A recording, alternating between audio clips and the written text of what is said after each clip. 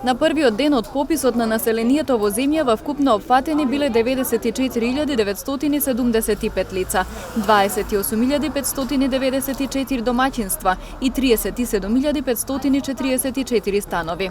Директорот на Државниот завод за статистика Апостол Симовски вчерашниот ден го оцени како многу успешен, при што истакна дека пописот продолжи и денеска, но со проблеми со интернетот.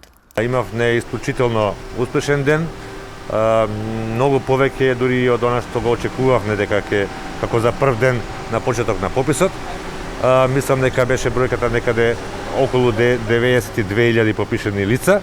Не ми фаќа да се збор точно за колку домаќинства и колку станови, што е одлична бројка. Ќе добивате овој податок, ќе го добивате секој ден.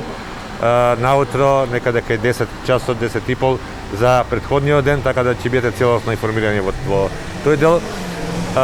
Денес не очекувавме во старт дека ќе имаме така интензивен ден, бидејќи сепак е работен ден во преподневните часови, луѓето се по работа, по училиште и слично.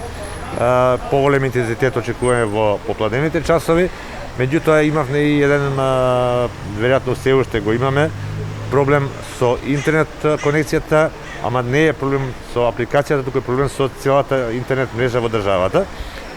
Колку што знам позаен, Телеком работи интензивно на отклонувањето на овој дефект и мислам дека скоро очекувам да се тоа отклони, да немаме проблем во работата. Симовски истакна дека пописот се одвива по утврдени протоколи и дека засега има незначителен број на инцидентни случаи.